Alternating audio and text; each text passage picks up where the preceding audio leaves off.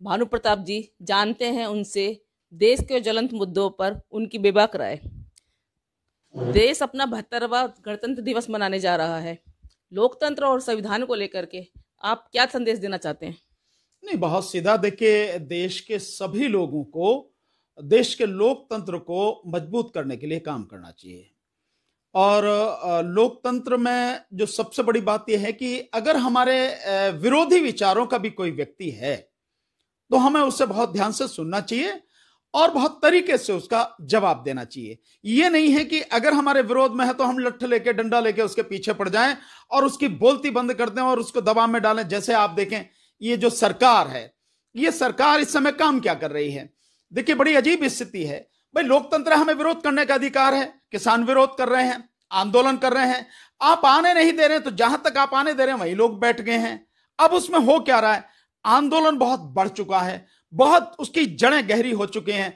सरकार एक तरफ बात कर रही है और दूसरी तरफ सरकार, यही सरकार उस आंदोलन को बदनाम करने के लिए लगातार, ये खालिस्तानी लोग हैं, ये पाकिस्तान समर्थक लोग हैं, चाइना से इन्हें सपोर्ट मिल रही है, ये आतंकवादी लोग हैं। जैसा आप देख रहे होंगे, अभी जो है एक वहां की राजस्थान की जो एक मीना करके जो है जसकौर मीना एमपी हैं, उन्होंने भी कहा है कि यहां पे जो है ये आतंकवादी लोग बैठे, AK-47 लेके बैठे। अब आप देखो यार, तुम्हारी आई भी घूम रही है, तुम्हारे वो सब घूम रहे हैं वहां पे, प्रशासन का सारा अमला घूम रहा है, फिर कहां AK-47 है तो गिरफ्तार कर लो जाके।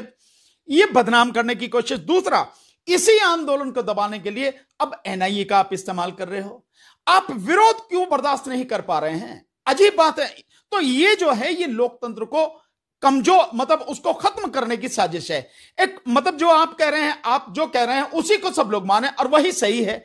इस बात का दावा जो है कोई भी सरकार करे, शासन प्रशासन करे, इससे लोकतंत्र कमजोर होता है। जबकि होना यह चाहिए कि ओपन एक प्लेटफॉर्म ऐसा होना चाहिए, या बिल्कुल ये खुला हुआ होना चाहिए, जब संविधान अधिकार देता है कि कोई भी व्यक्ति अपनी भिन्न राय रख सकता है, आप उससे सहमत हो ना हो, और अगर देश हित में वो राय है तो उसको मानने में क्या दिक्कत है, चाहे विदेश, चाहे उसकी विरोधी की क्यों ना हो। मैं एक उदाहरण आपको बताता हूं, इससे आपको समझ में आ जाएगा। एक समय था कि नरसिम्हा राव की गवर्नमेंट थी।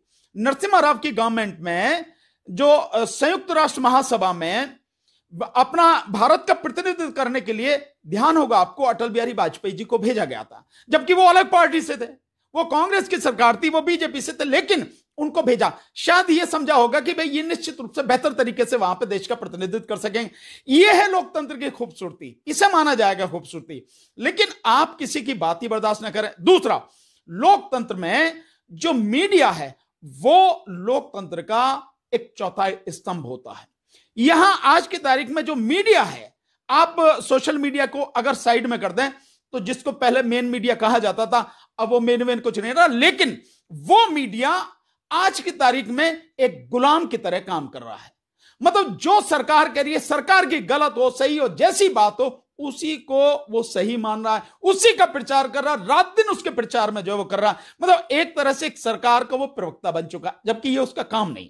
उसका काम यह है, मीडिया का काम, कि वो जो सच है वो लोगों के सामने लाए, बिना किसी डर के लाए, बिना किसी देरी और बिना किसी झिझक के लाए, और सरकार से सवाल पूछे उसके विषय में।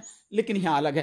तो ये लोकतंत्र में जो मीडिया है वो बहुत मजबूत होता है। अगर वो अपनी भूमिका निभाए तो लोकतंत्र और मजबूत होता है। लेकिन यहां सारी चीजें बड़ी गड़बड़ हो रही। तो मैं तो यही कहूंगा कि उस मीडिया से भी, सरकार से भी, लोगों से भी मेरी यही उनको सबको एक निवेदन है, अपने इस लोकतंत्र को मजबूत बनाएं, इसको बचाएं। साथ में जो संविधान है, सरकार उसके तहत काम करे। ये नहीं कि सारी संवैधानिक मर्यादाओं को ध्वस्त करके और सरकार काम कर रही है। आप जैसे किसान बिल के विषय में देखें, पूरा देश लॉकडाउन में है, आप जो है उसके माध्यम से, अध्यादेश के माध्यम से आप ये ले आए हैं, ये किसान बिल ले आए। क्यों लाए भाई आप? क्या किसानों की जरूरत थी? नहीं, किसानों की कोई जरूरत नहीं। किसानों से आपने बात की नहीं की, किसी किसान संगठन से बात की नहीं की, देश में ओपन चर्चा करवाई। अब पूरे देश पे इसका असर पड़ेगा, तो आपकी जिम्मेदारी है ओपन डिबेट करवाइए देश में, ताकि लोगों के विचार आ सके, समझ में आ सके कि क्या है। आपने कुछ नहीं करवाया। यहां तक भी इसके अलावा जो आगे आपने काम किया, लोकसभा में आपने पास करा दिया, चलो आपके पास वो है। राज्यसभा में आपका बहुमत नहीं है, वहां पे चर्चा आपने नहीं होने दी, और जो वहां मत विभाजन की बात आई तो आपने जो जबरदस्ती तानाशाही से गुंडागर्दी, जिसे मैं एक शब्द इस्तेमाल करूं, उसके माध्यम से आपने ध्वनिमत से उसे पास करा दिया।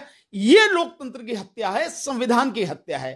तो संविधान को और लोकतंत्र को मजबूत करना सबके लिए जरूरी है, क्योंकि देश में अगर लोकतंत्र अच्छा बनेगा, मजबूत बनेगा, संविधान का अगर सम्मान होगा, संविधान सम्मत अगर सरकार चलेगी, शासन चलेगा, लोग उसका जो सम्मान करेंगे, तो ही सबके अधिकार सुरक्षित रहेंगे, अन्यथा तो कुछ नहीं बचेगा। इसलिए संविधान को, लोकतंत्र को मजबूत करना हर किसी की जिम्मेदारी है।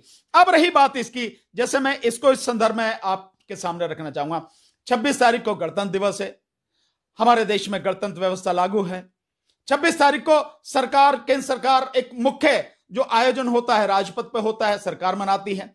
सरकार पहले जो ये आयोजन होता था, लाल किले तक परेड जाती थी, अब आपने काट दिया, वही इंडिया गेट तक ही रहेगी परेड। चलिए आपने कैसे हम मनाएंगे, फिर भी क्या दिक्कत हो रही है?